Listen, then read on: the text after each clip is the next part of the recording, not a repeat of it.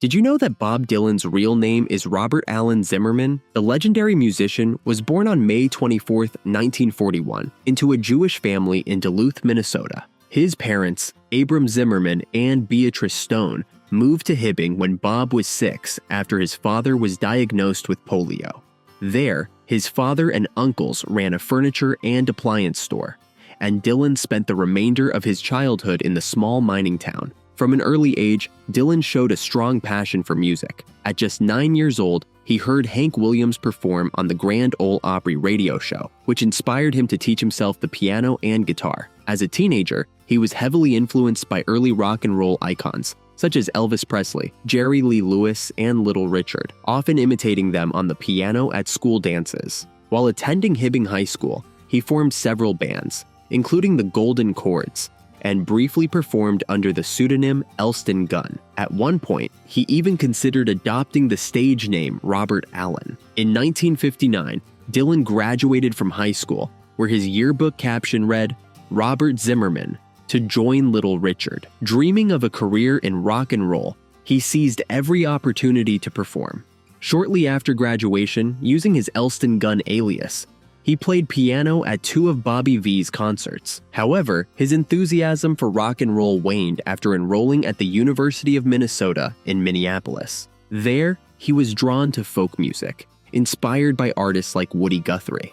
Abandoning rock and roll, he began performing folk and country songs at local cafes under the name Bob Dylan. Later, Dylan would explain his shift in musical direction, saying that while rock and roll had catchy phrases and driving rhythms, it lacked depth and sincerity. Folk music, in contrast, carried themes of despair, triumph, and belief in the supernatural, elements that deeply resonated with him. Committed to pursuing a music career, he dropped out of university and moved to New York in 1961.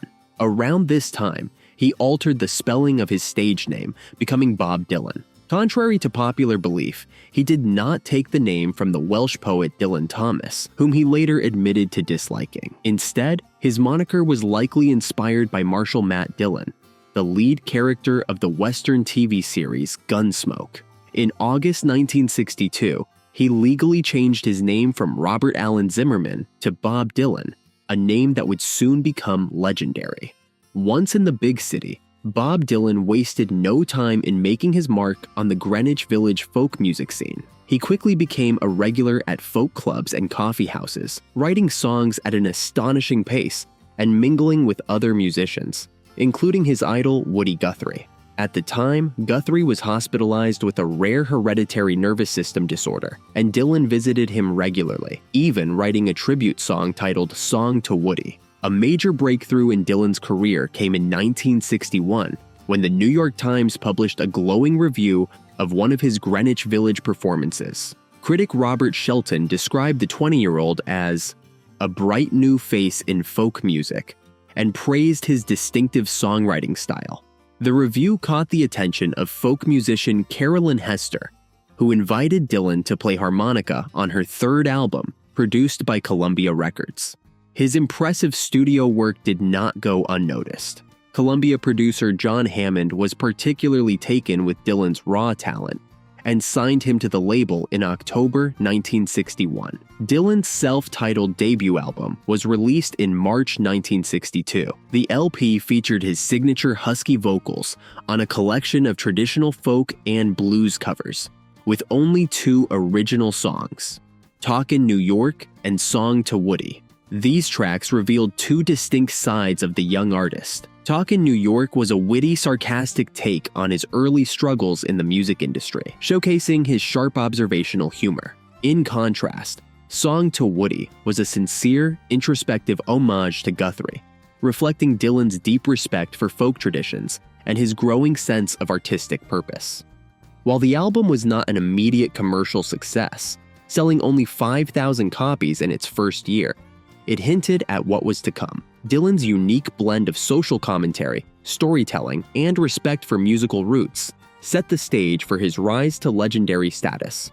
Despite its modest sales, the album earned him a Grammy nomination for Best Folk Recording, marking the beginning of an extraordinary career. In August 1962, another landmark event in Bob Dylan's career took place when he signed a management contract with Albert Grossman. Grossman remained Dylan's manager until 1970 and was known for his sometimes confrontational nature and unwavering loyalty to his artists. Dylan himself compared Grossman to Colonel Tom Parker, admiring his dedication and strategic approach. While it's difficult to say that Grossman directly influenced Dylan's music, he undeniably created the conditions and crafted the image that propelled the musician to success. For instance, Grossman renegotiated Dylan's contract with Columbia Records, securing him full copyright control and higher royalties, allowing the young artist to focus on creativity rather than financial survival. He also played a crucial role in shaping Dylan's public persona as an enigmatic, independent poet-prophet.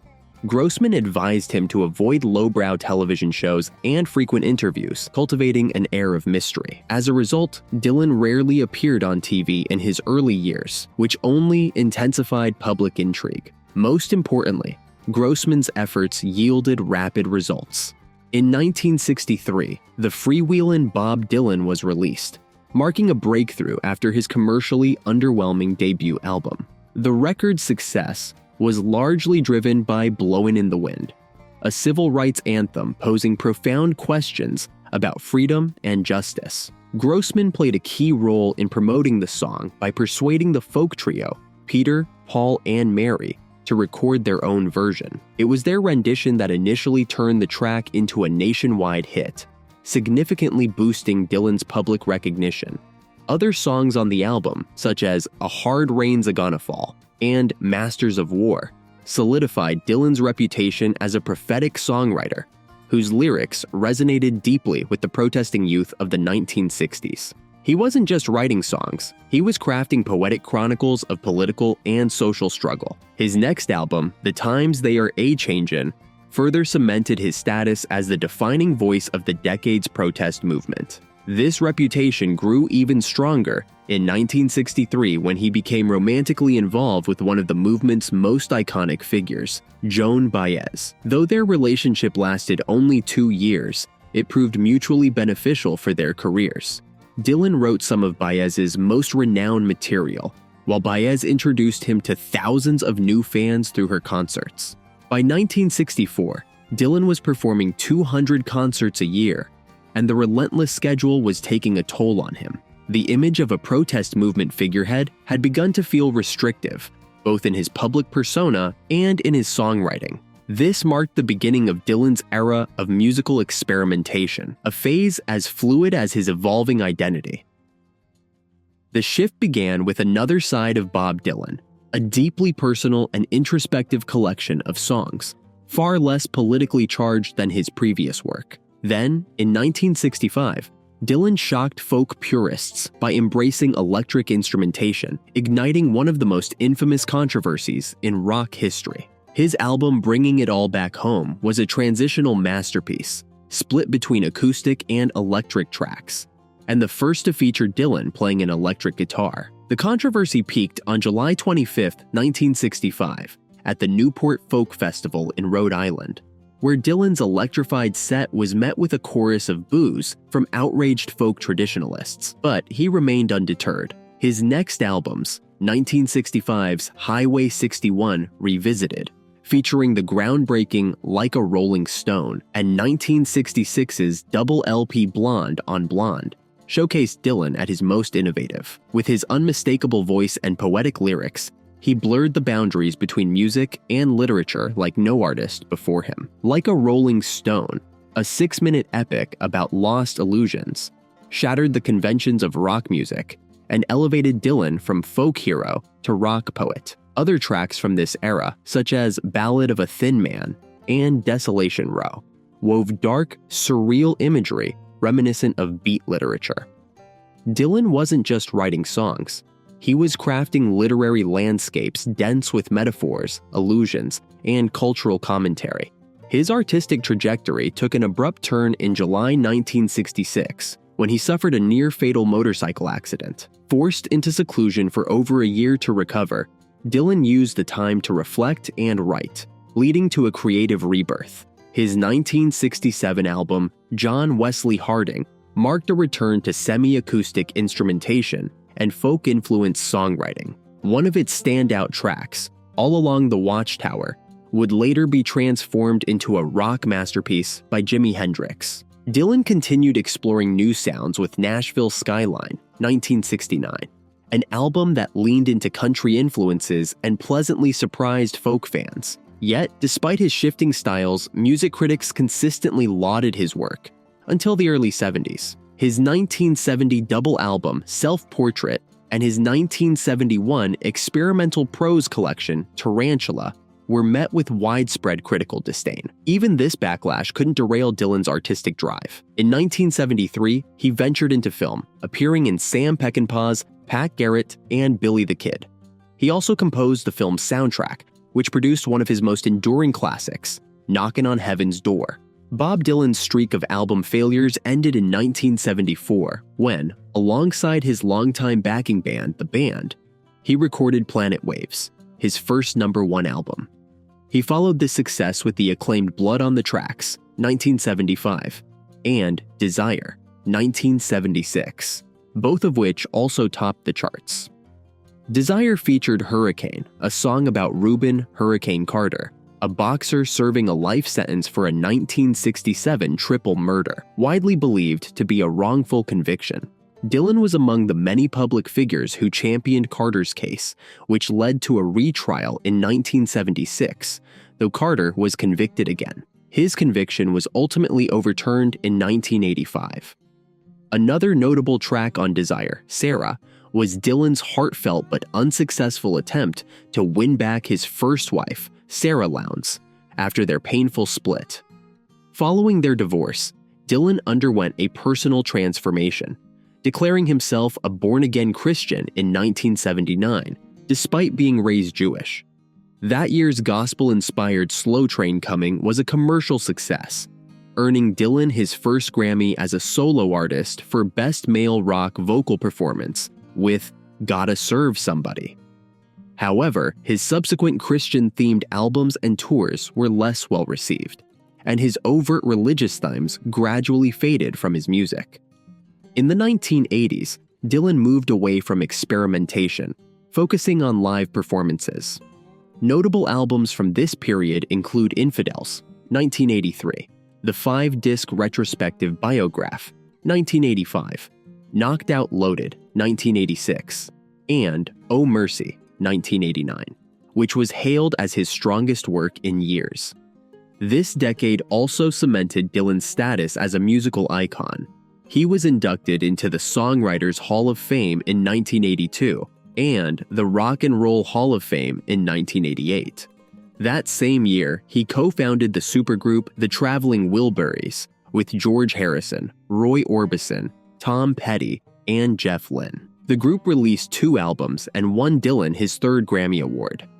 Despite decades in the spotlight, Dylan remained relevant. In 1993, he returned to his folk roots with World Gone Wrong, which won a Grammy for Best Traditional Folk Album. His 1997 release Time Out of Mind reaffirmed his status as one of rock's greatest poets, earning him 3 Grammy Awards, including Album of the Year.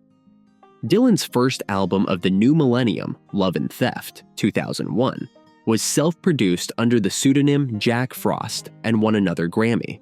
His 2006 release, Modern Times, debuted at #1 on the Billboard 200, blending blues, country, and folk in a critically acclaimed record that showcased his signature wit and vivid imagery, earning him 2 more Grammys. Dylan's ability to evolve and capture the American experience remained undiminished. In June 2020, he released his 39th studio album, Rough and Rowdy Ways, his first collection of original songs in 8 years. It debuted at #2 on the Billboard 200. The album's lead single, Murder Most Foul, a 17-minute meditation on the assassination of John F. Kennedy, became his first #1 hit on any Billboard chart, topping the rock digital song sales list. Bob Dylan is more than a musician.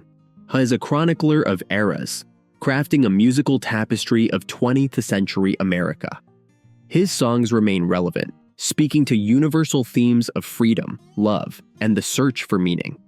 From Blowin' in the Wind to Murder Most Foul, his music endures as the voice of the American soul.